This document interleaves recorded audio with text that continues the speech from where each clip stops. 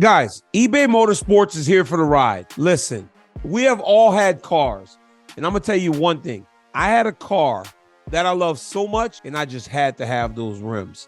The first one I had 20-inch rims on it.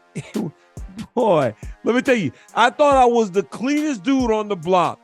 Then I got a bigger version of the same car, and I got 22-inch rims on them. The problem was, at times, that mug would try to break on you, boy. I had a car in college one time that was the most beautiful car, and everybody praised the car, but the car barely ever worked. I needed eBay Motors because I know that I had things that I needed to be fixed on all those vehicles. For a long time, I bought the body. I didn't buy the car. But I don't know if I ever owned cars that meant more to me than those. The ones with the 20-inch rims on them. They would all be like, yo, DC, can I ride? I'm like, no. Part of the reason I didn't let them ride, though, because it barely worked. But with eBay Motors, you can have it fixed because eBay Motors has over 122 million parts for that number one ride or die. So you can make sure that your ride not only looks good, it stays riding smoothly. From brake kits, I needed brake kits, LED lights, roof racks, bumpers, whatever that baby needs. I had that nice white with the blue on the top. eBay Motors has it. And with eBay Motors Guaranteed Fit, it's guaranteed to fit your ride the first time, every time, or you get your money back. Plus, at these prices, guys, you're going to be burning rubber and not that hard-earned cash because you know everybody got to work. Hey, your boy DC's working right now. I mean, we all work. So keep that ride or die alive at ebaymotors.com. Eligible items only, guys. Exclusions apply.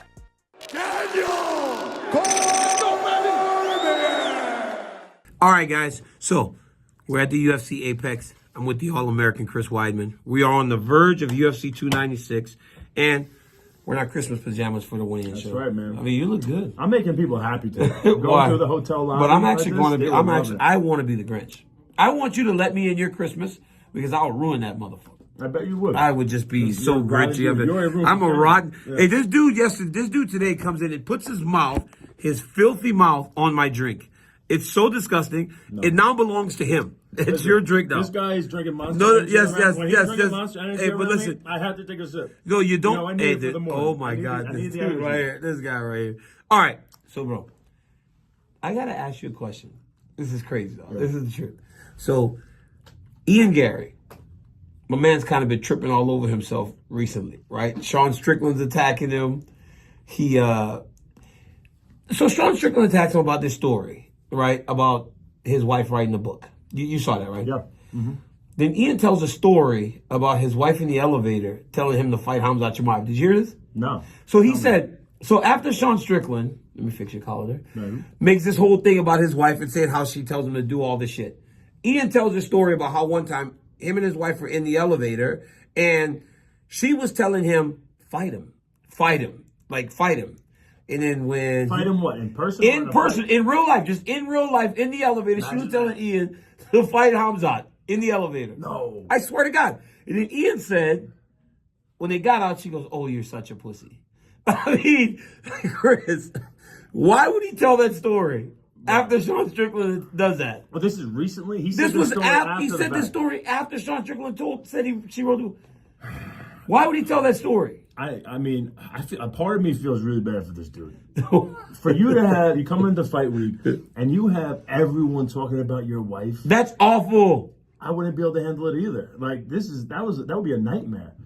And then for him to do that, like, I don't know, he's making it worse for himself. That's what I was thinking. I was like, why would he tell that story? That's really unless they're smarter than everybody and they're just trying to paint her as that. I think and it's just right there, you kind of go with it. He put out a video and it said like WAG and on there and everything. He's trying to roll with it. He's trying to pretend like he's cool with it and they're laughing about it. But deep down inside, you cannot be cool with all these people talking about it.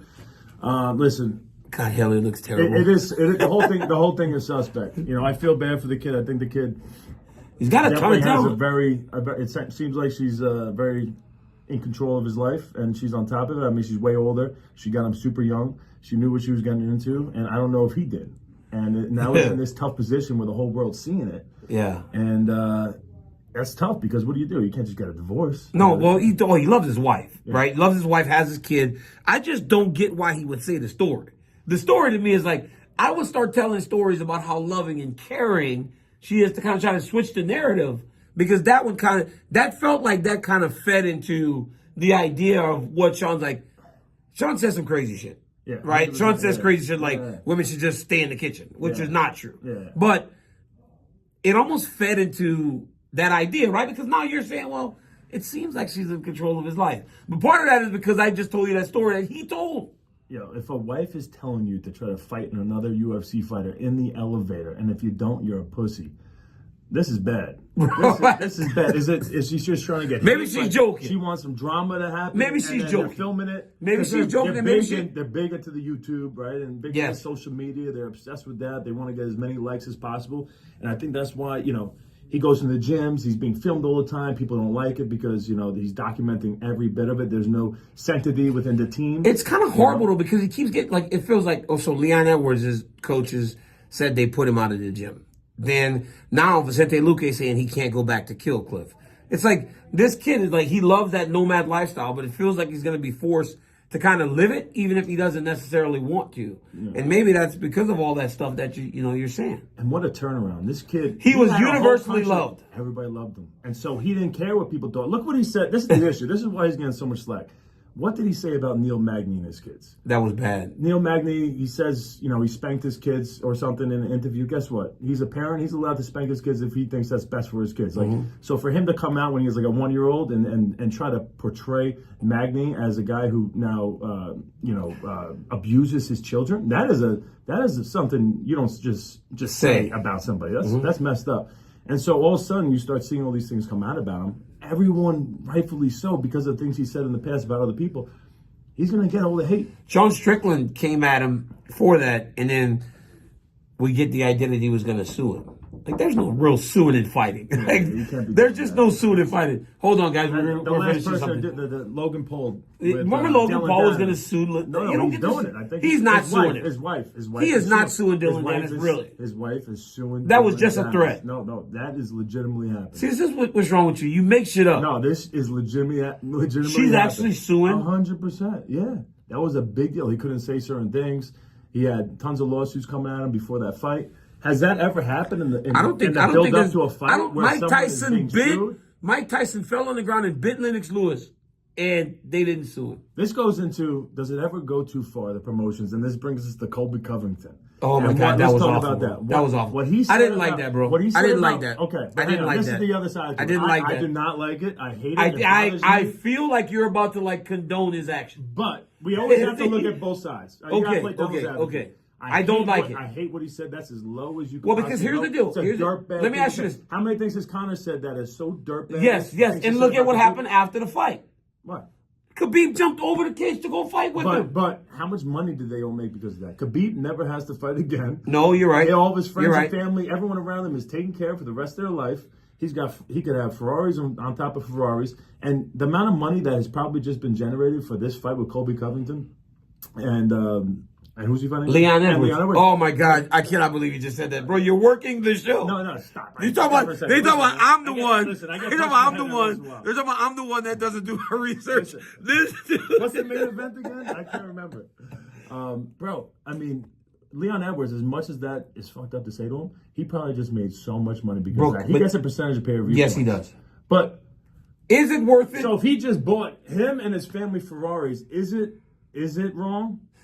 Oh my God! And now I don't agree with him. I would never do this. This dude saying there is no limit to promotion. I would never go this low. I would never do that. Let me tell you why. There's plenty of things I know about fighters I fought. Yes. I would want maybe a little part of me would be like, oh, this would be a great sell, right? That's what it's almost like selling your soul. Hey, but that's what I want to say. When we're at these press conferences, nothing or the vast majority of it is not just spur of the moment. He thought about saying that. He thought about maybe saying that about Leon Edwards and his father. Because you don't come up with that. I'm going to drag you to the gates of hell. 7 layers of hell. Oh, whatever, yes. He said hair, and then he messed up, and then he said hell, and maybe he just got pissed off. He said hair, he messed up, he mumbled a little bit, and then he was just like, I'm going deep. That was as dirt, man. His dad you know what the problem was? Yeah, he was murdered, gang-related. Here's the problem. You saw real action from Leon Edwards. He grabbed the fucking thing and threw it at him. Yeah. You saw it was a real reaction. So now there's more bad blood to it than ever, but I promise you, I took an early nap, 4:30, I went to bed. I woke up to so many messages saying, man, Colby Covington is something else. This is bullshit. We don't like it. So many people were disappointed. But it's like Colby Covington, Sean Strickland, and the guy that Colby talks about all the time, President Trump, they have a lot of supporters. So for as much as some people may go, oh, Colby Covington, there are a lot of people that can be like, oh, he's selling the fight, like you. Like you actually said, well, he's selling the fight. I know. But he has to think about it. You have to be doing it to sell the fight. Are you going to think of a dirtbag? But he had to think about that. We hear from other... I would never talk about somebody's family like that. Me neither. Absolutely not. But this guy has definitely made the decision to create a part for himself, and he is all in. Look at him. He's dressed up as George Washington. Got Donald Trump hat on. I mean, the guy is... It was a real reaction from Leon. Though. If you're like a WWE guy... But imagine... But does he have to win now? I mean, he would...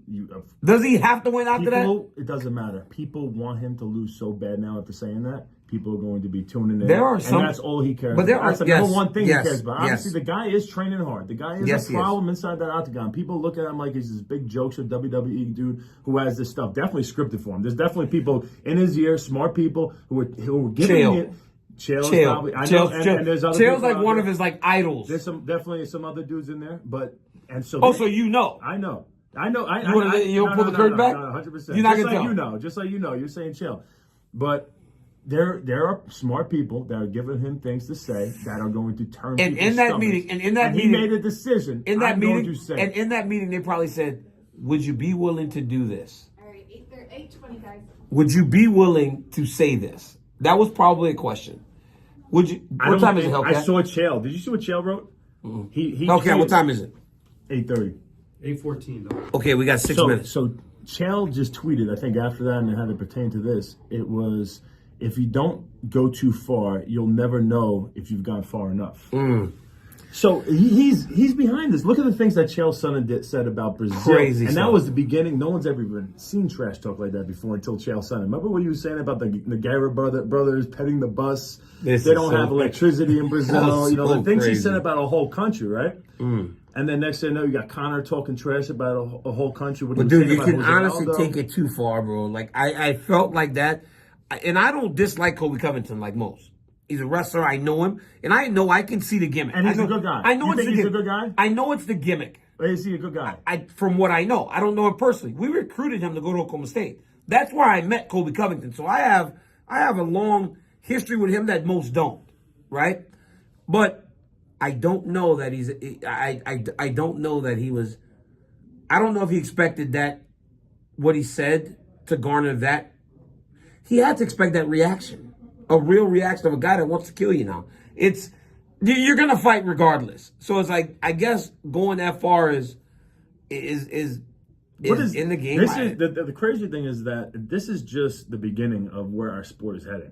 And that's the scary thing. If Colby Covington is saying this now, what happens 5 years from now? What are these young There's going to be seeing? It's like boxing. The amount of people that are watching this and seeing the amount of money that is being generated from things like that, just on during a press conference, during fight week, people are going to see that and they'll be like, oh, I could say some crazy things out there, and guess what? I can make a lot of money. And you're going to see more and more of this. That's crazy. Unfortunately, because it's tough. I like it just as the sport, right? But the entertainment value of it. People are going to say crazy things. I could talk to this dude for an hour. Maybe we'll do a podcast together, me and the All-Americans. Guys, go to Chris's YouTube channel. Watch his podcast, Never Back Down, and tap into everything he's doing. Make sure you tune into the weigh-in show and everything. Watch my E60 this Sunday. Oh, yeah, E60 I don't know when this this video is coming out, but dude, E60 today. It'll come out today. Okay, 8:30 p.m. Eastern Time on ESPN. And then it's going to be streaming live right away on ESPN Plus. Guys, they're going to document. E60. It's a full hour of my of the documentation. The injury to the recovery. From my injury to the recovery. Yeah, it's crazy. All right, guys. Till next time, like, subscribe, tell a friend to tell a friend. DC's got a YouTube channel. I'm hanging out with guys like the All-American. Till next time, peace.